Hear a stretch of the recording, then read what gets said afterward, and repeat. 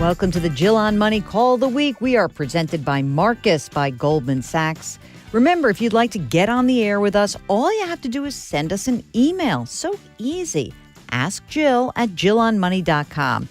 That's Ask Jill at JillOnMoney.com. That is what Jess did. She is on the line calling from Florida. Hi, Jess. What can I do for you? Hi, Jill. I have a question about a life insurance policy that I have. I bought a whole life insurance policy about 6 years ago with about $45,000 rolled over from two previous life insurance policies.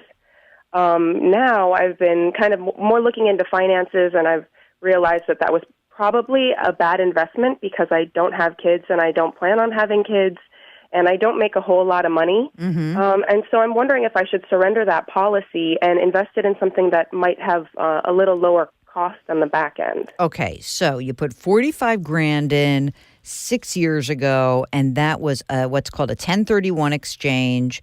I'm sorry, 1035 exchange. 1031 is a real estate exchange. So it's a 1035 exchange. Any need for life insurance at all? I honestly don't think so. I don't have any real, beneficiaries that would need money if I passed. Okay. The surrender period. So for everyone listening, when you buy one of these permanent life insurance policies, what happens is you have a sliding scale down. So you put $45,000 in, and if you pulled all that money out in the first year, sometimes it's at 10% or 12%, and then it goes down. Do you know what the surrender percentage is right now? I don't know the percentage, but I know the value. It would be about $1,200. Okay. So any need for the money? So if we took the $45,000 and you ended up netting, I'm just going to make it up, $40,000, because there may even be some tax that's due in addition to the surrender charge. What would you do with that money right now? Honestly, I was just thinking of investing it. I do have about $10,000 in student loans, but it's at a decently low rate, so I wasn't planning on paying that off. That's really the only thing that I would pay off. I was just hoping to kind of invest it into something that maybe the fees would be a little bit lower and my return would be better. Oh, yeah. Well, there's no doubt that would be probable, if not automatic. If we were to look back to the original insurance, because you said you moved it in from other insurance, do you remember when you bought that insurance, the one that was way back when? I don't for sure. I know my parents bought it when I was very young. Okay, I'm going to give you what I think is the general advice.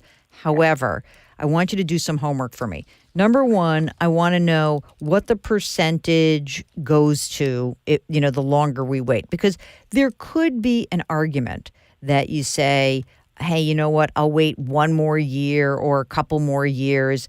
I don't know. And like off the top of my head, this looks like almost like a 3% surrender charge, which is, it's not terrible, right? It really isn't. So I want to find out, number one, what is the actual percentage and when does that turn over, right? Because, if it were like 2 months from now, it drops from 3 to 2%, we'd wait, right? So let's find out the surrender charge. Second thing, ask the insurance company, is this a taxable event? So you can call like the general information number on that statement, and you can talk to the people who got that. And you want to say, if I blew out of this policy right now, would there be any tax due? So if you put in more money overall than you took out, no tax event. But if your parents bought some of these policies or one of these policies a really long time ago, it could be that there's some tax that's built up into this. Not that that would prevent you from doing anything, but it would be something you want to keep in the back of your mind. You would say, oh, some of this is going to be taxable income to me. I should keep some money in cash. Okay, so let's find out those two things. Surrender charge, tax liability. Next, you said you have a low rate on your student loans. How low a rate? It's about 5.5%. Not low. Okay, No. not low. So here's what I would say. Let's pretend you take this money out and let's just pretend that you net $40,000. The first thing you're going to do is you're going to take $10,000. You're going to pay off that 5.5% debt. And the reason is that it is impossible for you to get a guaranteed 5.5% return right now in the investing world. And so by paying off that $10,000, you just made what is likely the best investment decision of your young life, which is you've made 5.5% return with no risk. Boom, that's gone. How much money do you have in your emergency reserve funds right now? Do you have 6 or 12 months of your living expenses?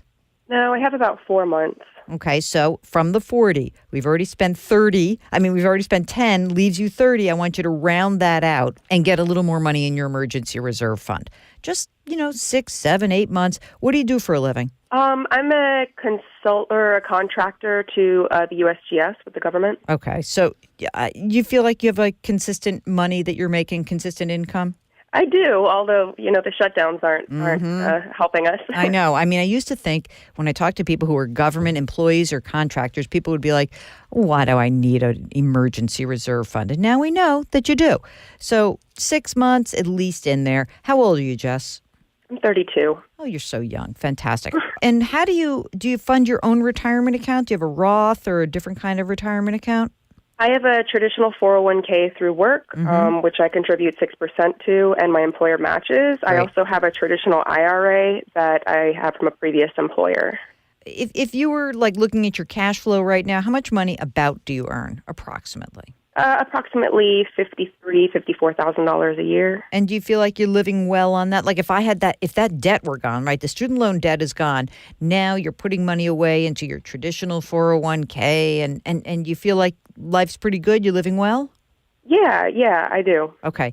So what I think is, let's find out a little bit more information about the nature of the charges that exist for the insurance policy. Mm-hmm. If you were to get this money out, and it, again, boils down to about 40, you pay down the student loan at 5.5%, you top off your emergency reserve fund, and then maybe what you do is you actually keep a little, maybe even bump up your traditional 401k a little bit. Maybe instead of putting 6%, you could say, hey, I could put in 10% now because I'm in my 30s and I'm like a real person now. Oh, I'm so sad for you. You know what? I'll tell you something. Every decade gets better, Jess. I'm telling you that right now. Every decade gets better. You don't feel better physically, but you are emotionally 10 times better. And you're usually richer, so that's good too. So let's get some more info about the life insurance. Give me a holler back. Let me know what you find out. But I agree with you. I think it's time to get that money out, extract it, make sure we understand charges and taxes involved, get rid of the debt, beef up emergency reserves, and start you putting away a little bit more money into retirement. Sound good? Yeah, definitely. Thank you so much. All right. Good luck. Thank you. Take care. Okay, that's the call of the week. If you have a financial question, just give us a holler. Send an email to askjill@jillonmoney.com or go to the website, jillonmoney.com. You can click the Contact Us button right there. Oh, by the way, while you're there, sign up for our free newsletter. It's free. Why not? We drop new episodes of Jill on Money every Tuesday and Thursday, and you can download the show anywhere that you get your podcasts. Apple, Google Play, radio.com, Stitcher, wherever. Our music is composed by Joel Goodman. Mark Talercio is our executive producer. We're distributed by Cadence 13, and our show is presented by Marcus by Goldman Sachs. See you next week.